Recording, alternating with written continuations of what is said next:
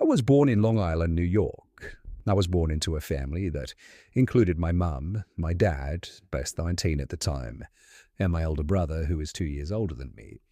But my sister would be born 3 years later, but my dad was actually kicked out of his house when he was 17 because he refused to get rid of my brother and moved into my mum's parents' house, who were very accepting and amazing people. The whole family was very close considering this. We all lived within a few streets of each other. 5 months before my brother was born, my grandpa passed away. Around 6 years later, my mum did as well. I was 3. A few more years later, my uncle died, and finally, when I was 12, my grandpa died. We lived in my grandpa's house all throughout this time because he was sick and needed our help from day to day. Apart from this, though, other relatives died over the years, mostly from old age. What I'm getting at here, though, is that it just seemed like death surrounded us, and naturally, that comes with ghosts. I'd like to think that I'm a pretty logical person and tend to explain away many things, but there are some that I just simply can't. But let's start with the girl in the bathroom. So I think that I was about 5 the first time that I saw her, and she was a young woman dressed in what looked like a dress from probably the early 1900s. She would stand in the bathroom, and I could see her from my room, and she would just stare in the mirror, almost admiring herself. I was never really creeped out or anything because she was just kind of there. The last time that I saw her was when I was about 8, probably was about the 5th time I had seen her. She was doing what she always did when, for the first time ever, she acknowledged that I was there. She looked behind herself in her reflection and made eye contact with me, and she smiled, and then she wagged. She turned and walked out of the bathroom and into the living room, and after that, I just never saw her again. Every once in a while, too, when I was 10 or so, I'd be trying to fall asleep when I would hear a man and a woman just fighting. Naturally, I would think that was my dad or grandpa watching TV or something, but when I would wake up and ask them why the TV was so loud, they would say that they didn't watch TV, or my dad would say that he was at work. I never saw them, but I heard them a handful of times, and I never made out what they were saying, but they always sounded just so angry. So, another story from my dad about my brother and I. My dad said that when my brother and I were kids, we'd be sitting somewhere and we would just start giggling and pointing and say, "Doggy, bow wow." But my mum was convinced that we were seeing a ghost of a dog who died from choking on a chicken bone when she was little, but who knows? Like I said, Mum died when my sister was only a few months old, and my dad swears up and down that once every few months he would hear singing coming from her room while she was sleeping. He's convinced that it was my mum singing a song that she sung to all of us when we were little. We moved out of my grandpa's house when he died when I was 12, and the big thing my dad wanted to keep was my grandpa's guitar, but he just couldn't find it anywhere. He searched the whole house multiple times, but just couldn't find it. And the day that we were going to leave, my dad smelt a fishy ocean smell just out of nowhere.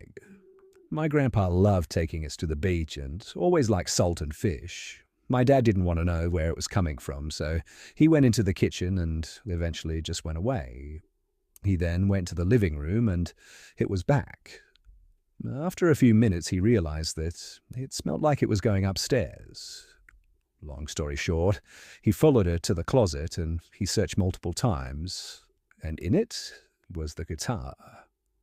Now, I played the Ouija board with a few friends a few months back.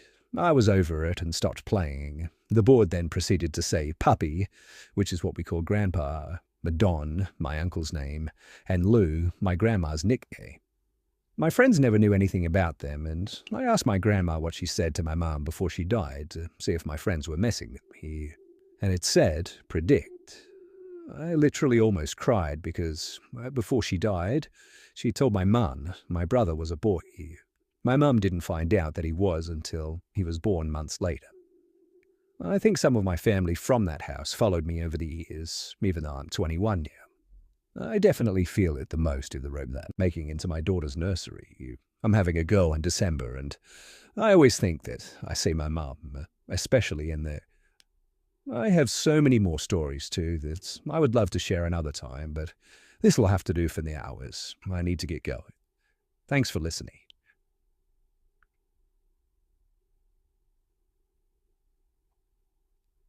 This happened about 15 years ago in a small town in Iceland. I was staying for Christmas with my ex-girlfriend's family. Her mother and grandmother lived in that town, and this happened in her grandmother's hands. But we had visited her a couple of days earlier and stayed for lunch. It's not a big house, and I got pretty familiar with the surroundings that day. I remember walking the hallway to get to the bathroom, and I had to put my hand before my eyes because of the sun brightening up the place. I went in, locked the door, did my thing, and in the middle of it, the door just unlocked. It made this loud click when locking and unlocking, and I didn't think of it as something noteworthy. Old houses and all that, right? When I got out and I headed back to the living room, the hallway was just suddenly pretty dark. I just thought the clouds must have come over the place. Icelandic weather really shifts fast. But the second visit was supposed to be a longer stay, and we were stay and help the old lady with chores and all that, and have dinner later that day. It was a beautiful winter day in Iceland too. Sunny, no clouds in the sky, cold and no wind outside. So we sat in the living room just relaxing, and we were watching the football on the TV. The ladies decided to go shopping, and they left me alone to watch the game. Now, in a living room with big windows, sunny for your day, you would feel really relaxed, right? That I just always had a nagging feeling that I wasn't really safe in this house. I can't explain it, but I just felt uneasy there alone. But that feeling just got more and more localized towards the hallway as the game went on. I felt that I had to glance in that direction, and I don't know why, but I just had to do it. Again, the hallway was getting darker and darker, which was weird because the sun was still shining outside and no one had clouds in the sky. But at one point, it really just hit me. An overwhelming feeling of just panic that I was going to get hurt staying in. In a split second, I stood up from the couch and I looked towards the hallway, and it was pitch black, and I mean that black that you couldn't see anything else in this darkness. And the worst part was that it was heading my way, slowly, turning this bright winter day into the coldest, darkest night. It didn't make any noise, and everything just got really quiet. I could only hear my own breathing and pulse, in fact.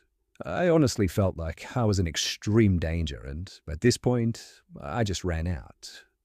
I didn't speak to my ex about it for a long time, and at that time, I played it like I had to get something in her mother's place. I made excuses not to have to visit that house again, in other words. But when I told her about it, she told me a lot of stories from her childhood. From things getting thrown around to doors opening and shutting and noises with just no clear origin. Anyway, I just wanted to share my experiences. I still think about it from time to time. It's not happened to me again, both before and after that experience. But it sure is something that I'll never forget.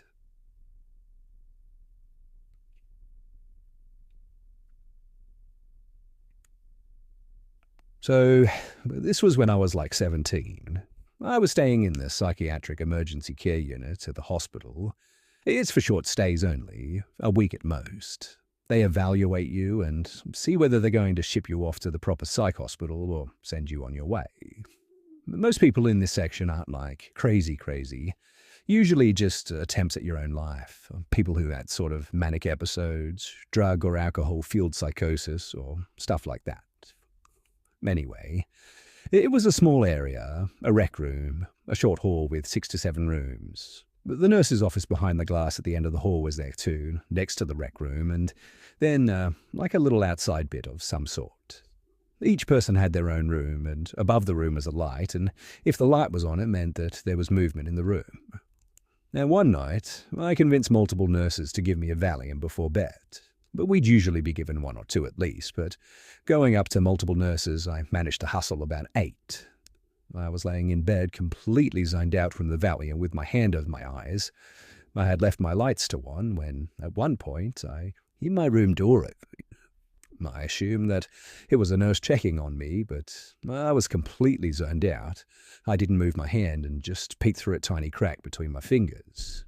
It wasn't a nurse, though. It was the dude in the room next to mine. And he was crouched down like a frog stance, kind of shuffling over to my bed, still in that position. I didn't move. I was pretty weak there, but I was in such a haze that I thought that I've got to be dreaming. He was directly beside my bed, crouched down, head in his hands. He was whispering some really creepy stuff too, like how he was going to hurt people, and just inaudible nonsense. It took some time to process, but when I swung my hand off my eyes and sat up, he jumped up and just ran out of my room. At this point, the nurses noticed. One nurse followed him, and one came into my room and questioned me, and I explained everything. I was still calm from the Valium and insisted that there wasn't an issue and that I just wanted to go to sleep. I don't know what they said or did to him, but when I woke up the next day, he was completely normal and asked me if I wanted to go and play some cards, to which I politely declined.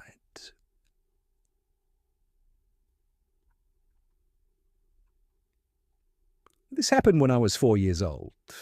My memory of the events are quite vivid, as this was the closest that I have ever been to possibly dying. So, I was at the grocery store with my mum, but while she was buying groceries too, she left me outside to play on one of those pretend cars that you put a quarter in so it moves back and forward. We lived in a small town, so there was a feeling of trust in the community, and my mum felt safe leaving me out there by myself. The 4-year-old me was having the time of my life on that car. I didn't even notice that a man was standing nearby, a skinny and rather short man. He was sporting a trench coat that nearly touched his feet, and he looked like he was in his mid-30s and was already starting to bob. Once the car ride stopped, the man walked up to me. I remember him kneeling down to me, letting out a wide grin and asking, "Hey, would you like another quarter, little lady?" "Sure," I said. He smiled and placed the quarter in my hand. He held onto my hand for quite a while. I put the quarter back in the machine and went for another ride. He was watching me the entire time as well. Mum was taking a little longer than expected. The car ride was over again, so the man picked me up from the ride and stood me in front of him. "You know," he said, "I have a car myself. Do you want to come for a ride with me?" I remember being a little confused by the question. It's like I was starting to notice something was just a little off. "But don't worry," he assured me. "This ride is free of charge." He grinned again. He held out his hand, and I stupidly accepted it. We started walking towards his car, and it was this small dented thing that hadn't been cleaned in years, obviously. We opened his car door, and it was accompanied by a high-pitched yell from behind me. My mum, along with a large security guard, was sprinting towards me.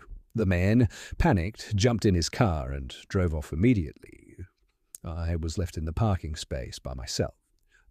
My mum grabbed and hugged me, and I could feel her tears running down my shoulder. I heard the security guard on his walkie-talkie requesting assistance, and unfortunately, they never found them in. Thinking back to that date 20 years ago really puts things into perspective. I was possibly 10 seconds away from being taken forever, never to see my mum again. And the fact that this man is still roaming the streets absolutely terrifies me. And I sure hope that nobody else has gotten hurt because of it.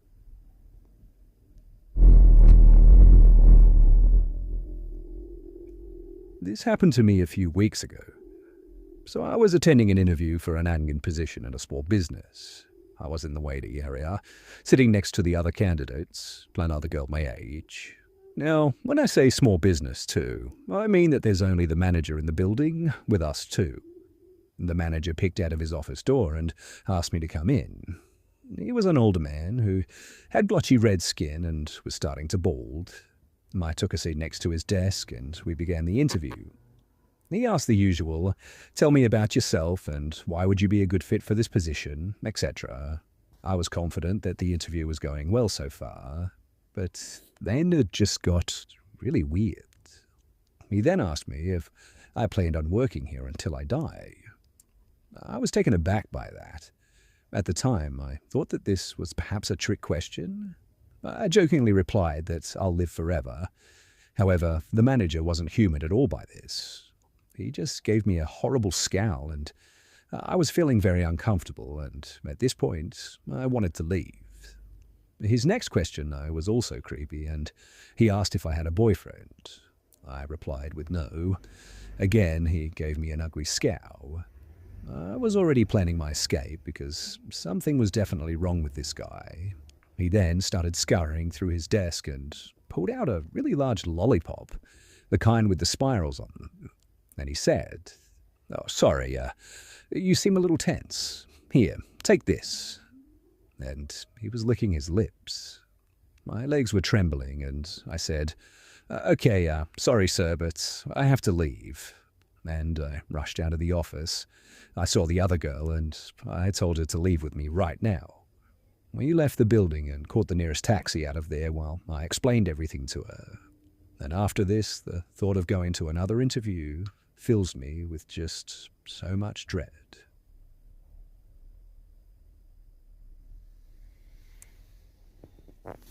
So my best friend has been staying in my house for 2 days. He left for work at 6 a.m. this morning. He doesn't have any keys to get in the house, and he messages me this, but I don't reply because I'm at work. He texts me around 3:30 asking if I'm home. I tell him that I'm not. I won't be until around 6 p.m. I get home and he's in the house somehow. I ask him how he got in, and he tells me that I let him in. But obviously the door was locked and he has no keys, so there's no way that he got in any other way. He told me that he came to the house and tried the door before texting, and it was locked. He then leaves and comes back, and when he approaches the door, he said that it sounded like someone was coming down the stairs, so he knocked again, and seconds later, I opened the door for him, say what's up, and run up the stairs. So he stays downstairs, and then 2 hours later, I came back home with my brother from work. Nothing is missing, and nobody was in the house, and if somebody was and they left, they'd have to go downstairs. But my friend was down there, and they said that they didn't see anything. What's really weird to me, though, is that I jog up the stairs when I go up. I also always shake his hand when I greet him, but he said that I just ran upstairs. The only thing that I've had happen here that was odd was I was downstairs in the mirror, and I thought that I saw something went past me. In the moment, and sometime later, it still didn't even seem odd to me. I thought that I was just hallucinating or seeing something, but now it just creeps me out. I'm not really much of a believer in the paranormal, but I can't disprove it either. I don't think that he would lie, but even if he was, he still had to get in the house somehow. Also, I've been talking to him more to get details about the story, and this is what I got. I have both nostrils pierced. First 2 days ago it fell out at my girlfriend's house, so I only have my ring. He said that he saw both of them in my nose, and I had no facial expression. He also can't really recall what I was wearing because he says that it was a bit of a blur. And after basically interrogating him for like 2 hours, he stuck to the story, but he did add new details every time that he told me. So I'm leaning maybe to that he broke in and didn't want to tell me, but he's saying that he wouldn't lie about this. I'm really not trying to buy the whole ghost story because it just sounds ridiculous.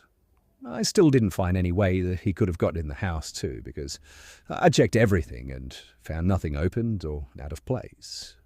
It's really frustrating though, because now I'm uncomfortable leaving and coming home knowing that something let him in the house, or that he broke in, and both are equally disturbing. G'day mates, it's B-Buster here. I hope you guys enjoyed the video, and if you would like to help me out, then please go ahead and watch another video by clicking on a card on the screen.